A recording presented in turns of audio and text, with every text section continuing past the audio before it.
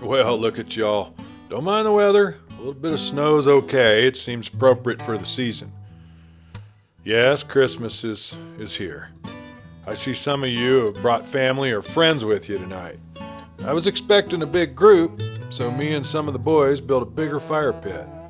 And it looks like we'll be having a bonfire when this wood all catches. That's great, because I figure we'll be here for a while. We're going to tell some stories, and before evening's up, we'll all be singing Christmas carols. It's what we do this time of year. So get your mug filled up with some holiday cheer, and let's tell some stories. You know where we left Forest Ranger Liz? She'd left a gift basket full of thoughtful goodies in that cave where she thought the Bigfoot couple was living. In a sort of a universal understanding, the gifts of jerky, fruit, and candy would make it easier on the couple and was a way of celebrating the birth of their child. She hadn't given it much thought for the last week or so. She'd been pretty busy with the year-end business and preparation for the annual Christmas party. Liz helped to decorate the banquet room at Rosie's Mexican restaurant Saturday morning, then went home to get dressed for the party. By the time that Ranger Liz pulled up to Rosie's in her Subaru, there were already several people there. Parties were always like that. Some people just can't wait to get started. Several of the office staff were there with their significant others, and the laughter was rolling out of the doorway to the back room. Dressed in worn clothing and a few funny-looking sweaters, the revelers were already off to a pretty good start. The two front office girls were drinking wine. The husband of the copy room woman was already looking a little green and sitting at a table with a fuzzy smile. He either started partying in the parking lot or was a sprinter. Could be either, Liz thought, as she worked her way through the growing crowd towards the unofficial coat room. It was just a table set up behind the bar in the corner of the room. She left her jacket on the table and turned to find two of her trainees, Megan and Cody, just making it through the throng of partiers. They said their hellos and all turned toward the bar. It seemed like the thing to do, after all. Cody ordered and paid for their drinks. A glass of Pendleton whiskey for himself, a Heineken for Liz, while little Megan surprised them both by ordering a Girl Scout cookie cocktail. It's just a really sweet concoction of Kahlua, Baileys, and peppermint schnapps. Better keep an eye on her, thought Liz to herself. Looks like an inexperienced drinker. She'll either be sick or drunk, or both, if she keeps that up. Cody, handing her drink to her, laughed and said, "God, the way you put those down, they could be called a forest ranger." Liz, looking at them both, said, "Wow, how do you know that?" Cody, looking down at his hand-tooled boots, explained that he'd run into Megan at the Old Corral, a bar in town, when Megan was entertaining a few of her out-of-town sorority sisters earlier in the fall. "She must have put away 4 or 5 of them and never faltered," he declared. She smiled, taking a sip, and said, "My superpower." Liz laughed. Then behind her boss appeared, touching her elbow. Liz turned and said hello to him and gave his wife a nice hug. The social hour went on for a bit longer than an hour, and everyone was ready when their meal was served. It was family style, where the serving plates were at the long tables and everyone passed them about. The carnitas, the chili rellenos, the excellent salads, and even a few dishes that were not on the normal restaurant menu. There was a dish named after the cook, a true master. The owner called the Frickin' Omar. They were tacos with equal amounts of chopped steak and shrimp covered in an excellent and quite hot green chili sauce. As good a meal as could be had. A couple more beers, then at some point Cody brought back 2 glasses of Pendleton from the bar. Liz asked for a sip and was now on her second glass.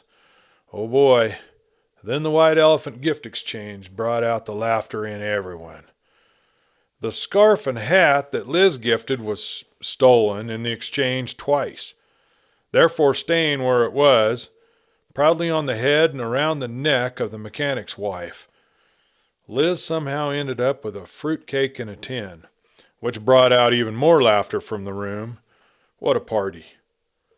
Too soon the night was over. Liz, realizing that she shouldn't drive, willingly accepted a ride home from Darius. He was completely sober, as he just didn't drink alcohol. He never did. He just didn't like it. And if you were to see him during the party, he was laughing just as loud as everyone. Just one of those happy souls. Well, Ranger Liz left her Subaru there in the lot, and Rosie told her that that was just fine. Saying their goodbyes to the dwindling crowd and thanking the restaurant staff, Darius and Liz got into his Dodge Charger and started out the lot and down the winding road to town and the foot of the mountain. Liz found some Christmas music on the radio and sang along for the 30-minute drive, Darius laughing and trying to keep up with this the whole time.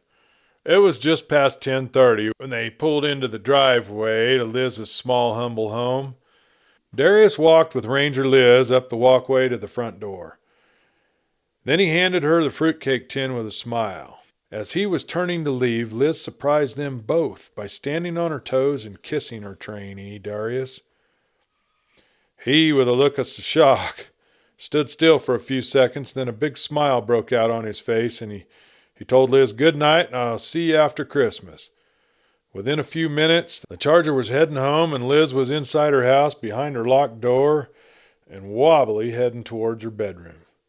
Humming the whole time, "I Want to Hold Your Hand" by the Beatles. Now where did that come from, wondered Liz as she drifted off to sleep, fully clothed and on top of her covers. Sunday morning was hard on a few of the partygoers. Liz was one of them. She hadn't had a hangover in more than a couple years, and this one was making up for it. She drank 2 cups of coffee, made a scrambled egg and some toast, but she couldn't eat because she felt a little sick still. She remembered kissing Darius at the door last night and hoped she wouldn't have to explain to him that it was only just because she was drunk. He probably already knew that. Whew, these Christmas parties. She forced herself to get showered and dressed and began to feel a little more human. It was almost 10 o'clock when she called her neighbor Leslie and offered to buy her lunch for a ride to Rosie's to get the Subaru. And 15 minutes later, they were on the road and headed up the hill. It was a beautiful day for a drive, and there were a few Sunday drivers out already. As they pulled into Rosie's lot, Ranger Liz recognized at least a few other cars that were left behind the night before. Yep, another blowout Christmas party at Rosie's. Liz transferred her things to her car, then they went inside to have some lunch. As they were seated, Chef Omar smiled knowingly from the kitchen, and Liz gave kind of a little wave with an embarrassed smile on her lips. Soon after a few bites from her green salad with El Pastor, Liz felt almost fully restored, though she knew she wouldn't crave a drink for quite a while. She thanked Leslie and got into the driver's side of her Subaru. As she let her little 4-cylinder warm up, she allowed her mind to wander to the gift basket and her large, friendly Bigfoot with his expectant bride. She looked out the window and saw big, puffy clouds where the direct sunlight would be blocked and the sun would find its way through the holes in the cloud cover. Just a beautiful day. The Ranger didn't want to go home. A little drive is what she needed, Liz thought. Ranger Liz pulled out of the parking lot and headed up the hill. She drove for about 20 minutes or so and found herself in that familiar parking lot for the trailhead that led to the caves. Well, she put her jacket on and shouldered her day pack. Then she began the hike that she had made several times before. A nice, gradual, upward slope through the large, tall trees. It was easy walking with the spongy layers of brown pine needles covering the forest floor.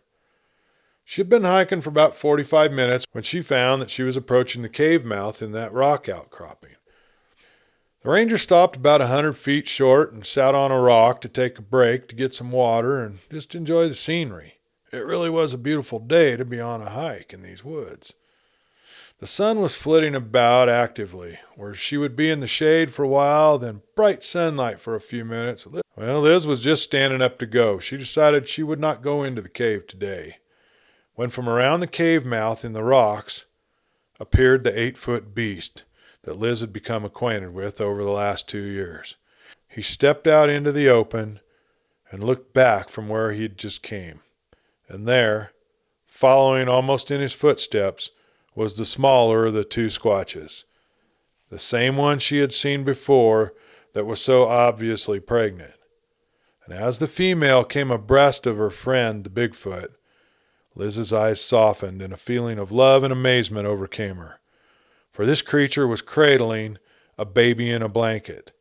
The blanket Liz had made in high school and left in the cave just last week. Liz couldn't see much of the baby. His little face was pink and a few strands of reddish hair stuck up from his head.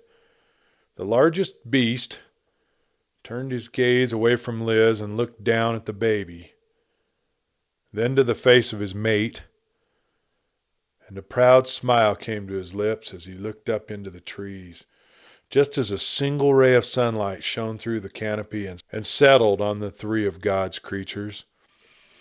The beast opened his mouth and howled like nothing Ranger Liz had ever heard before.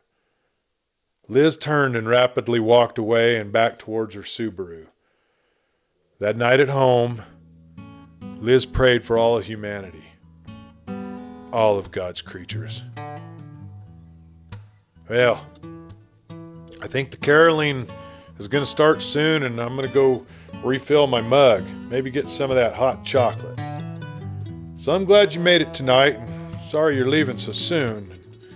As you leave, remember we're all on this planet together. Be kind as you can. You don't know what someone else is going through. Remember that Christmas is truly about the birth of our Savior. Well, I look forward to our next get-together. Until then, this is Clay Steele. Merry Christmas.